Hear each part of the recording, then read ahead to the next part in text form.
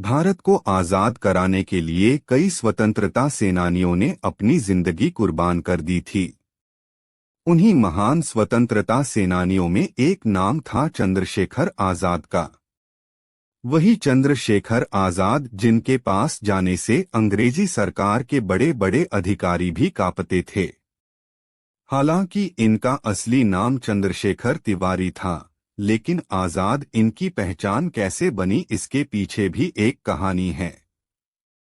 आजाद कहते थे, दुश्मन की गोलियों का हम सामना करेंगे, हम आजाद हैं और आजाद ही रहेंगे। यह एक ऐसे युवा क्रांतिकारी थे जिन्होंने अपने देश की आजादी के लिए हंसते हंसते अपनी जान दे दी। उन्होंने ठान लिया था कि वे कभी भी अंग्रेजों के हाथ नहीं आएंगे और अंग्रेजों की गुलामी की हुकूमत से खुद को आखिरी सांस तक आजाद रखा। उन्होंने बेहद कम उम्र में ही अपनी जिंदगी को देश के नाम कर दिया था। आज आजादी के पावन पर्व पर हम आपको उनकी जिंदगी से जुड़ी कुछ बहुत ही रोचक बातें बताएंगे। चंद्रशेखर आजाद का जन्म 23 जुलाई 1906 को मध्य प्रदेश के भाबरा गांव में हुआ था। मूल रूप से उनका परिवार उत्तर प्रदेश के उन्नाव जिले के बदरका गांव से था, लेकिन पिता सीताराम तिवारी की नौकरी चली जाने के कारण उन्हें अपने पैतृक गांव को छोड़कर मध्य प्रदेश के भाबरा जाना पड़ा था। चंद्रशेखर आजाद का नाम चंद्रशेखर तिवारी था।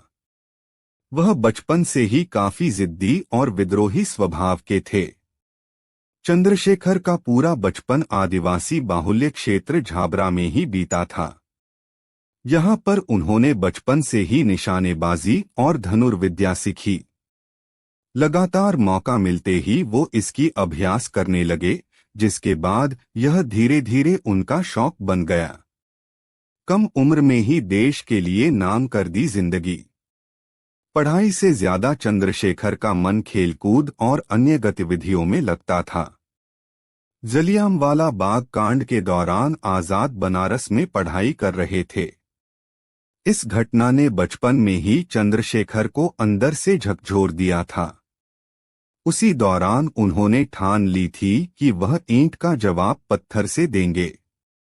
इसके बाद उन्होंने यह तय कर लिया कि वह भी आजादी के आंदोलन में उतरेंगे और फिर महात्मा गांधी के आंदोलन से जुड़ गए। 1921 में महात्मा गांधी के असहयोग आंदोलन से जुड़ने के बाद उनकी गिरफ्तारी हुई। उस दौरान जब उन्हें जज के सामने पेश किया गया तो उनके जवाब ने सबके होश उड़ा दिए थे। जब उनसे उनका नाम पूछा गया तो उन्होंने अपना नाम आजाद और अपने पिता का नाम स्वतंत्रता बताया। इस बात से जज काफी नाराज हो गया और चंद्रशेखर को 15 कोड़े मारने की सजा सुनाई। आदेश के बाद बालक चंद्रशेखर को 15 बेंत लगाई गई, लेकिन उन्होंने उफ तक नहीं की थी और हर बेंत के साथ उन्होंने भारत माता की जय का नारा लगाया।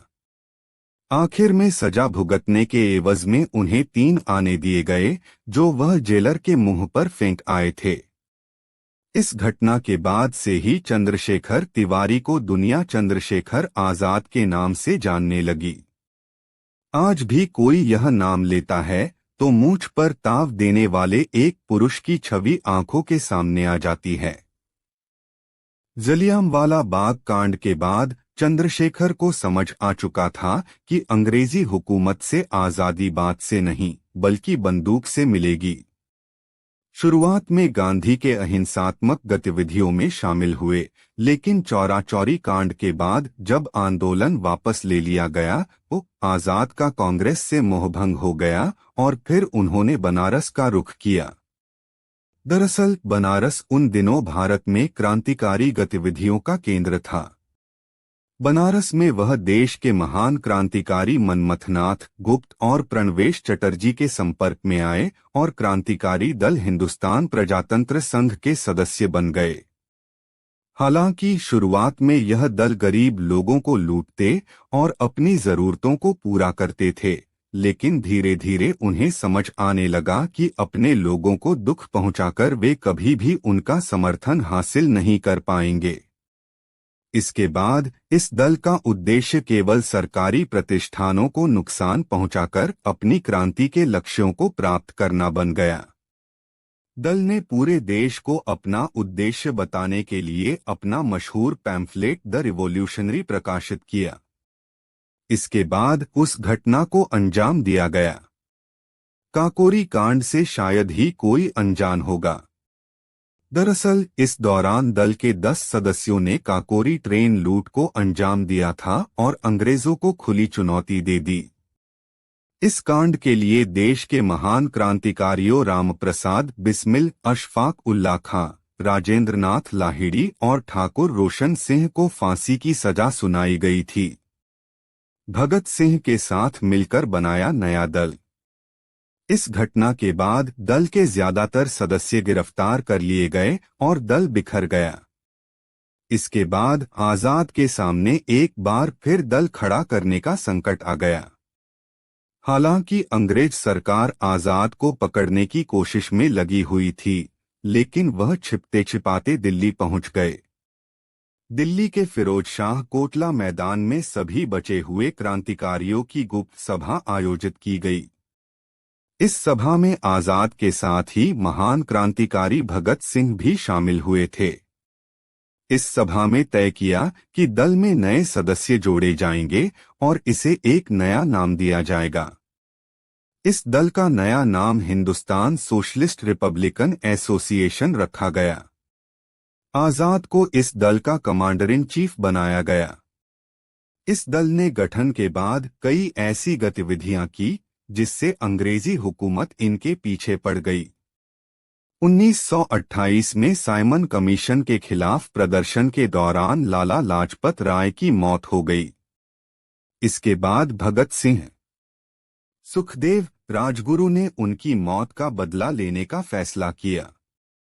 इन लोगों ने 17 दिसंबर 1928 को लाहौर के पुलिस अधीक्षक जेपी सैंडर्स के दफ्तर को घेर लिया और राजगुरु ने सैंडर्स पर गोली चला दी, जिससे उसकी मौत हो गई। इसके बाद आयरिश क्रांति से प्रभावित भगत सिंह ने दिल्ली असेंबली में बम फोड़ने का निश्चय किया, जिसमें आजाद ने उनका साथ दिया। इन घटनाओं के बाद अंग्रेज सरकार ने इन क्रांतिकारियों को पकड़ने में पूरी ताकत लगा दी और आरोप में भगत सिंह, राजगुरु और सुखदेव को फांसी की सजा सुनाई गई। इससे आजाद काफी आहत हुए और उन्होंने भगत सिंह को छुड़ाने की कोशिश की, लेकिन वे सफल नहीं हो सके।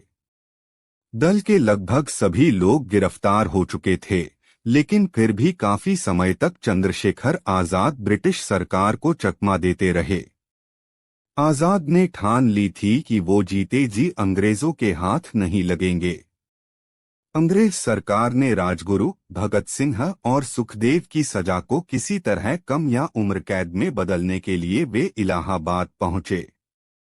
उस दौरान अंग्रेजी हुकूमत को इसकी भनक लग गई कि आजाद अल्फ्रेड पार्क में छुपे हैं।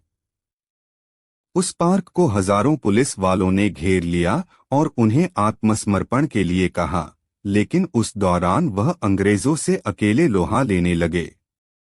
इस लड़ाई में 20 मिनट तक अकेले अंग्रेजों का सामना करने के दौरान वह बुरी तरह से घायल हो गए। आजाद ने लड़ते हुए शहीद हो जाना ठीक समझा। 27 फरवरी 1931 को वह अंग्रेजों के साथ लड़ाई करते हुए हमेशा के लिए अपना नाम इतिहास में अमर कर गए। चंद्रशेखर आजाद का अंतिम संस्कार भी अंग्रेज सरकार ने बिना किसी सूचना के कर दिया। जब लोगों की इस बात की जानकारी मिली तो सड़कों पर लोगों का जमावड़ा लग गया और हर कोई शोक की लहर में डूब गया। लोगों ने उस पेड़ की पूजा शुरू कर दी जहां इस महान क्रांतिकारी ने अपनी आखिरी सांस ली थी। ऐसे महान क्रांतिकारी और देशभक्त चंद्रशेखर आजाद को हमारा शत शत नमन। दोस्तों, ये कहानी आपको कैसी लगी? कमेंट बॉक्स में वंदे मातरम लिखना न भूलिएगा। मिलते हैं एक और ऐसी ही नई कहानी के साथ, तब तक के लिए जय हिंद।